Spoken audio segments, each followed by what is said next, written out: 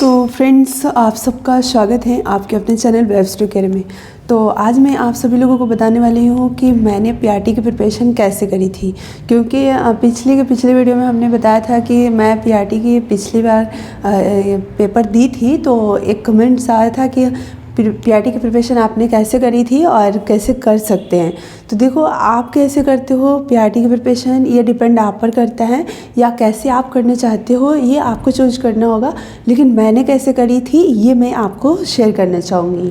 तो देखो, सबसे पहले मैं बताना चाहूँगी, मैं किसी भी बुक का प्रमोशन नहीं कर रही हूँ, ठीक है। किसी को मैं ये नहीं बोल रही हूँ कि आप ये बुक खरीदो, आपको जो बुक अच्छा लगेगा आप खरीद सकते हो। लेकिन मैंने कैसे करी थी ये मैं बता रही हूँ। देखो, सबसे पहले मैं बताना चाहूँगी कि मेरा बैकग्राउंड साइंस का रहा है, और पीआरटी में आप सभी को पता है कि पीआरटी में जीके जीएस ज़्यादा पढ़ना होता है, उसमें आर्ट्स सब्जेक्ट आपको पढ़ना पड़ेगा। मैं 10th के बाद आर्ट्स कभी पढ़ी नहीं, मतलब जो जियोग्राफी, हिस्ट्री, पॉलिटी जो भी होता है हमने नहीं पढ़ा था। 10th के बाद कभी हमने पढ़ा नहीं, मेरा बैकग्राउंड नहीं था, तो मुझे समझ में नहीं आ रहा था कि मैं कैसे पीआरटी की प्रिपरेशन करूं। तो मेरी एक फ्रेंड है, तो उसने बताया कि ये बुक खरीद लो और यहाँ से पढ़ो। क्योंकि कभी लगता था कि ये वीडियो देखो, कभी वो देखो, इस चैनल से पढ़ो, उस चैनल से पढ़ो। हमने कोई भी कोर्स नहीं बाय किया था, ठीक है। तो मुझे समझ में नहीं आ रहा था कि कैसे पढ़ना है।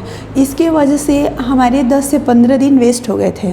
तो मैं नहीं चाहूँगी कि आप सभी लोगों का भी ऐसे टाइम वेस्ट हो, इसलिए आप सभी लोग अभी से लग जाओ। अगस्त में वैकेंसी आने वाली है, अगस्त में फिर से एग्ज़ाम होंगी बीपीएससी टीआरई 3.0 का। उसकी प्रिपरेशन अभी से आपको करनी होगी, क्योंकि बहुत सारे कैंडिडेट्स अभी से लग जाएंगे। अगर आप अभी से नहीं लगेंगे तो फिर आपका सिलेक्शन नहीं हो पाएगा, इसलिए आप भी अभी से लग जाइए। क्योंकि सभी को पता चल गया है कि वैकेंसी आने वाली है, अगस्त में फिर से एग्ज़ाम होगा, विभाग के द्वारा बताया गया है। तो इसलिए सभी जो स्टूडेंट हैं जिनका इस बार सिलेक्शन नहीं हो पाएगा वो भी लग जाएंगे, और जो पीआरटी के लिए प्रिपरेशन कर रहे हैं, इस बार नहीं दिए हैं या इस बार एलिजिबल होंगे, वो सब लग जाएंगे। तो फ्रेंड्स, मैं आपको बताना चाहूँगी कि आर्ट्स में कैसे पढ़ी, यानी कि जो भी हिस्ट्री, ज्योग्राफी और सिविक्स है वो मैंने कैसे करी कवर। तो मेरे 15 दिन निकलने के बाद मुझे समझ में आया कि कोई हमें बुक फॉलो करना है। एनसीईआरटी 6 का, 7 का, 8 का, 9 का, 10th का, आप समझ रहे हो। हिस्ट्री, ज्योग्राफी, पॉलिटी ख़त्म करना मेरे पास और मतलब बच्चे थे लगभग 40 से 45 दिन बचे थे। तो 40 से 45 दिन में ये सभी कवर करना थोड़ा मुश्किल लगता है ना, तो मुझे भी मुश्किल लग रहा था। और साथ में मैथ्स भी था, और साथ में आपको रीजनिंग भी करना था। और मैं कभी रीजनिंग पढ़ी नहीं थी, क्योंकि मैंने कभी कंपटीशन का प्रिपरेशन नहीं किया था। और फर्स्ट मेरा एग्ज़ाम था पिछली बार BPSC TRE 1, first competitive exam था। सारी चीज़ें मुझे पढ़नी थी, पूरा एकदम बेसिक से पढ़ना था। तो और टाइम कम था, यानी उस हिसाब से तो टाइम कम ही था कि आपको एकदम ज़ीरो से पढ़ना हो, और टाइम एकदम आपके पास 40 से 45 दिन का हो तो लगेगा फिर भी कि बहुत कम है। लेकिन फिर भी मैंने सोचा कि इसी टाइम में तो सभी तैयारी कर रहे हैं, मुझे भी करना है। तो ये बुक हमने ख़रीदा था, 3 बुक हमने ख़रीदा था। यहाँ पर एक टीचर हैं, पढ़ाते हैं, और उनका बुक था तो हमने ख़रीद लिया। क्यों ख़रीदा? क्योंकि इस बुक में क्या है ना कि सीक्वेंस वाइज सारी चीज़ें, अब आपको 6, 7, 8, 9, 10 ये सब नहीं पढ़ना पड़ेगा, यानी मुझे नहीं पढ़ना पड़ा, ठीक है। सारी एनसीईआरटी हमें नहीं, क्योंकि सारी एनसीईआरटी का निचोड़, सारे 9, 10, 6, 7 जो भी टॉपिक है, जो भी कंटेंट है, जो भी पढ़ना है, वो एक जैसे पॉलिटी का बुक है तो पॉलिटी में सारे 6 to 10 तक का पॉलिटी का जो भी कंटेंट है वो सारे कंटेंट इस बुक में मुझे मिल गए। अब हमें बहुत सारे बुक नहीं खरीदने पड़े, नहीं पढ़ने पड़े, तो इसलिए हमने इसको बाय किया था। तो ये पूरी बुक को हमने स्टडी किया। आपको बिलीव नहीं होता, मैं दिखाना चाहूँगी। देखो, पूरे बुक में पेन लगे हुए हैं, देखो पूरे बुक में पेन लगे हुए हैं, यानी कि एक एक लाइन बाय लाइन हमने पढ़ा था। देखो, लास्ट तक मैं बता रही हूँ, लास्ट तक देखो पेन लगे हैं, लाइन बाय लाइन हमने पढ़ा था इसको, ठीक है। बहुत पढ़ा था, यानी सिविक्स से मेरे जो भी क्वेश्चन आए थे मैक्सिमम सही हुए थे पिछली बार, ठीक है। हमने मिलाया भी था। हिस्ट्री का तो मैं नहीं बोलूँगी, हिस्ट्री मतलब सब सही नहीं हुए थे। हिस्ट्री का भी देखो पूरा हमने बुक पढ़ा था, पूरी बुक में पेन लगे हुए हैं, जो आप देख सकते हो कि हाँ हमने पढ़ा था। क्योंकि ये न्यू बुक मैं ख़रीदी थी, फर्स्ट टाइम ख़रीदी थी, और इससे पहले मुझे ज़रूरत ही नहीं था कि मैं ख़रीदूँ, और फर्स्ट टाइम प्रिपरेशन कर रही थी तो मुझे ख़रीदना ही था। देखो, पूरे बुक में पेन लगे हुए हैं, पूरे बुक में हमने कुछ लिखा है, यानी कि नोट्स वगैरह बनाने का टाइम नहीं था, बस इस बुक को ही रीड किया। इसमें से कुछ निचोड़ था तो इस तरीके से मैं लिख लिया करती थी बुक पे ही, और इसी को मैं रिवीजन करती थी और अंडरलाइन कर ली थी, और नेक्स्ट टाइम पढ़ते समय समय यानी रिवीजन करते समय उस पर फोकस करती थी, कहीं कहीं स्टार लगा ली थी, जो जो इम्पॉर्टेंट था उसको बस मैं देखती थी लास्ट टाइम में। और इस तरीके से ये पूरे बुक को हमने पढ़ डाला था। देखो वर्ल्ड का मैंने नहीं पढ़ा था, केवल इंडियन हमने हिस्ट्री पढ़ के मतलब कंप्लीट किया था, वर्ल्ड का नहीं, क्योंकि उतना टाइम नहीं था। आपके पास टाइम है, आप पढ़ सकते हो, वर्ल्ड से भी पूछेगा, वर्ल्ड हिस्ट्री भी पूछेगा, वर्ल्ड ज्योग्राफी भी पूछेगा पीआरटी में भी, तो आपको करना होगा, आपको करना चाहिए, क्योंकि आपके पास टाइम भी है। तो ये हमने इस तरीके से हमने हिस्ट्री किया था। देखो कुछ भी इसका नोट्स हमने नहीं बनाया था, बस इस बुक को ही रीड किया था। मतलब बहुत बार हमने रीड किया था, जितना टाइम था मैं करती थी, यानी बार बार एक ही चीज़ को करती थी, जब भी टाइम मिलता था रिवीजन का मैं करती थी। बात रहा ज्योग्राफी, तो देखो ज्योग्राफी का पूरा हमने नहीं कंप्लीट किया था, ठीक है, क्योंकि इतना नहीं हो पाया था। और भी सब्जेक्ट पढ़ने थे, बिहार का भी पढ़ना था, करेंट अफेयर्स भी पढ़ना था। तो ये सब देखो स्टार्टिंग में कुछ कुछ जो टॉपिक थे, देखो ये बीच में पेन नहीं लगे, ये सब मैं नहीं पढ़ी थी, ये टॉपिक ऐसे ही थे, मतलब आधा बुक में पढ़ी थी, आधा नहीं पढ़ी थी। क्यों, आप पूछेंगे क्यों? तो स्टार्टिंग में ये सब वर्ल्ड ज्योग्राफी है, वर्ल्ड ज्योग्राफी हमने नहीं पढ़ा था। और इधर इंडियन ज्योग्राफी है, तो इंडियन ज्योग्राफी में पूरे में आपको पेन लगे हुए लास्ट तक आपको मिलेंगे, यानी कि लास्ट तक जो भी है, देखो आप यहाँ देख सकते हो पूरा हमने पढ़ा था, यानी कि ये सबको अच्छे से बार बार हमने पढ़ा था। यही 3 बुक है, ठीक है।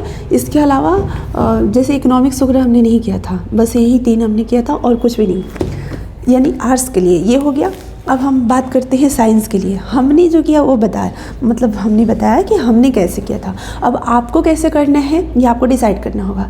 यानी कि आप एनसीईआरटी फॉलो कीजिए, मैं तो ये बोलूँगी क्योंकि आपके पास टाइम है, अभी से आप तैयारी कर रहे हैं। तो हमारे पास टाइम नहीं था, कम टाइम था और बिल्कुल बेसिक हमें कुछ भी नहीं पता था आर्ट्स का। मतलब देखो 10th के पढ़ने के बाद इतने टाइम बाद किसको याद रहता है, कुछ भी याद नहीं था, ठीक है, कुछ भी नहीं पता था, एकदम 0 लेवल से हमने सिविक्स पढ़ा था। 10th में मैं सिविक्स पढ़ी भी नहीं थी, हिस्ट्री ज्योग्राफी तो थोड़ा पढ़ी भी थी, तो थोड़ा सा मतलब समझ में आ रहा था। ऐसा नहीं कि समझने को तो सब कुछ बुक पढ़ के मुझे समझ में आ गया था, लेकिन थोड़ा सा होता है ना कि 10th के बाद आप पढ़े नहीं हो, 0 से स्टार्ट करे तो थोड़ा मुश्किल लगता है, लेकिन जब पढ़ते गए तो लगा कि नहीं मुश्किल नहीं है, सब कुछ आसान है।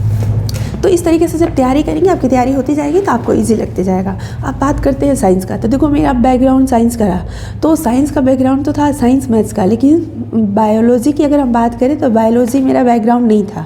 तो बायोलॉजी में थोड़ी सी मुझे लगता था कि प्रॉब्लम होगी, इसलिए हमने बायोलॉजी का नोट्स बनाकर पढ़ा था। तो देखो यहाँ पर बायोलॉजी का हमने नोट्स बनाया था, ठीक है। इसी तरीके से जो फ्री में मतलब कहीं से मिल गया PDF, फ्री में कहीं से मिल गया, मतलब कोई टॉपिक हमने देख लिया चैनल पर, उसी तरीके से कोई कोर्स हमने नहीं खरीदा था। इस तरीके से हमने बायो का किया था।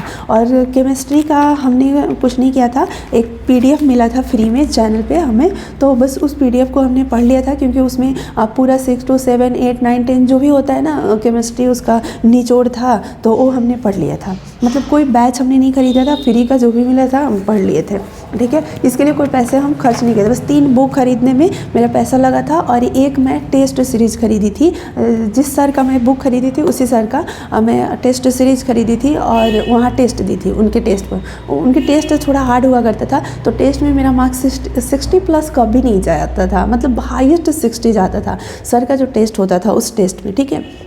लेकिन जब मैं पेपर दी थी पीआरटी का, तो आप सभी को पता है कि पिछली बार पीआरटी का पेपर इतना आसान भी नहीं था। सब भी बोले थे कि हाँ मतलब हार्ड था, लेकिन फिर भी मेरा 67 मार्क्स आया था, ठीक है। और कट ऑफ जनरल बॉयज़ का आपको पता है 67 गया था, वही मेरा मार्क्स था, उतना ही था। तो खैर वो तो सिलेक्शन नहीं हुआ, बीएड मेरा था तो वो छोड़ो बात। लेकिन हाँ मैं ये बता रही हूँ कि मैं प्रिपरेशन ऐसे करी थी। मेरा बेस पहले से साइंस का मैथ का ठीक था, आर्ट्स का नहीं था। आर्ट्स में 0 से पढ़ी थी। साइंस का मेरा फिज़िक्स और मैथ्स मेरा बैकग्राउंड था, तो फिज़िक्स में नहीं पढ़ी थी, फिज़िक्स ऐसे ही हो गया था। ऐसे ज़्यादा क्वेश्चन फिज़िक्स से पूछे भी नहीं जाते हैं, ज़्यादा बायोलॉजी से पूछा जाता है। बायोलॉजी में पढ़ी थी और इधर उधर से ही मैं नोट्स बनाकर पढ़ ली थी, ठीक है। इसके लिए कोई ख़ास मैं कुछ परचेज नहीं करी थी, ना किसी का मतलब चैनल वगैरह पर एक वीडियो देखी थी। बस ये PDF था, एक मिला था फ्री में PDF, उसी से मैं बनाकर पढ़ ली थी। हाँ मैं 10th में बायो पढ़ाती थी, तो इसलिए मुझे पता था, ये कंटेंट वगैरह पता था, ठीक है। लेकिन याद नहीं था मुझे, तो याद करना था, ठीक है। बाकी कंटेंट पता था। दूसरी चीज़ मैथ्स की हम बात करें और रीजनिंग का, तो देखो DSSB के लिए ना हमने एक बैच खरीदा था। फर्स्ट टाइम उसी की प्रिपरेशन मैं करना शुरू की थी, ठीक है। तब तक BPSC आ गया था, तो BPSC आ गया तो BPSC की ही तैयारी में मैं लग गई। DSSB का हम छोड़ दिए, ठीक है। लेकिन उसका बैच जो हम खरीदे थे, तो वो बैच मैं सचिन अकेडमी से खरीदी थी। तो वो बैच में मैं पढ़ाई नहीं की, बस ऐसे ही खरीदा हुआ था। तो मैं सोचे कि चलो वहाँ से हम पढ़ लेते हैं रीजनिंग, क्योंकि रीजनिंग हम कभी पढ़े नहीं थे। तो वहाँ से हमने रीजनिंग कर लिया, ठीक है। वहाँ से मेरा रीजनिंग कंप्लीट हो गया, वहीं से रीजनिंग हमने किया। तो मेरा मतलब एग्ज़ाम में ऐसा भी नहीं कि बहुत ज़्यादा हार्ड रीजनिंग पूछता है।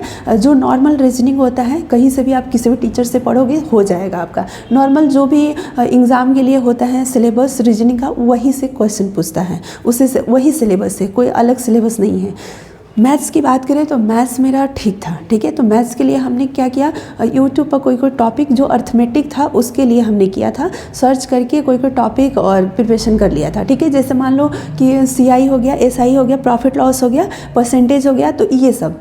बाकी जो है जैसे ज्योमेट्री है, ठीक है, बाकी जो भी और भी है 9th-10th लेवल के जो भी मैथ्स होते हैं, तो वो सब मैं पढ़ाती थी। तो मेरा बेस ठीक था, वो सब नहीं करना था। मेन मेरा अर्थमेटिक था, क्योंकि अर्थमेटिक 9th-10th में होता नहीं है, वो सब ज़्यादातर 7-8 क्लास में होता है। तो वहाँ से मैंने कर लिया। चैनल से इधर उधर किसी भी टीचर का मैं किसी एक प्रॉपर टीचर को फॉलो में नहीं की थी कभी। SSC पढ़ाने वाले जो टीचर लोग होते हैं ना, जैसे आदित्य सर हो गए, जैसे एक सर हैं, उनका क्या नाम है मुझे याद नहीं आ रहा है, जो मैथ्स पढ़ाते हैं, गगन सर, उनका। तो इस तरीके से कोई सर का कोई टॉपिक जिनका हमको समझ में आया, उनका हमने सर्च किया टॉपिक, और वो टॉपिक हमने पढ़ लिया, जैसे CI SI इस तरीके से, ठीक है।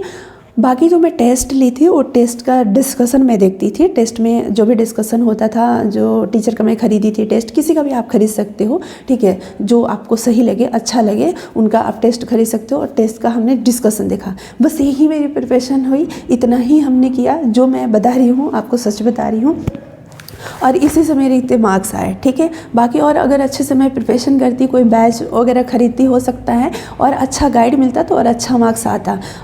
फर्स्ट टाइम था, उतना ज़्यादा अनुभव था नहीं जनरल कंपटीशन की प्रिपरेशन के लिए, या कॉम्पिटिटिव लेवल का जो भी एग्ज़ाम होता है उसका हमने कभी दिया नहीं था, तो कुछ आइडिया था नहीं। बट फर्स्ट ही एग्ज़ाम था, बट अच्छा एक्सपीरियंस रहा, ठीक है। तो मैं यही बताना चाहूँगी कि आप सभी लोग NCERT को फॉलो कीजिए। अपना बेस जो भी मैथ्स होता है ना, मैथ्स बाई सारे एग्ज़ाम के लिए एक ही होते हैं, ऐसा नहीं कि अलग अलग होते हैं। आप उस लेवल का प्रिपरेशन करो, तैयारी करो। सबसे बेस्ट पता है क्या है, प्रीवियस ईयर का आप पेपर देख लो, पिछली बार का देख लो, इस बार का देख लो, उससे आपको खुद आइडिया लग जाएगा। जब तक आप खुद पेपर नहीं देखेंगे तब तक आपको नहीं पता चलेगा किस लेवल का क्वेश्चन पूछा है।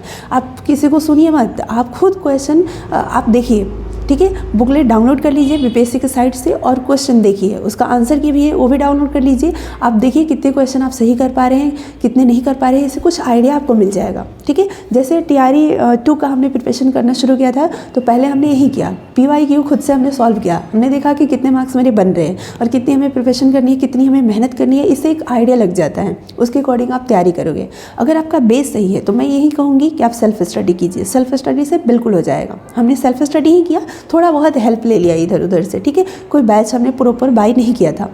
मैं आपको बताना चाहूँगी कि अगर आपका बेस सही नहीं है, आप चाहते हैं कि नहीं मेरा टाइम वेस्ट ना हो, क्योंकि देखो बैच नहीं खरीदने से टाइम वेस्ट हो जाता है। मेरे 15 दिन टाइम वेस्ट हो गए थे पिछली बार, ठीक है। इधर उधर भटक जाओगे आप, तो उससे बेहतर है, मुझे लगता है कि बेहतर है कि किसी भी एक टीचर को आप फॉलो करो, एक कोई बैच खरीद लो और प्रॉपर तरीके से आप पढ़ाई शुरू करो, नोट्स बना करके रिविज़न करते हुए। अभी से आपकी तैयारी बहुत अच्छी हो जाएगी।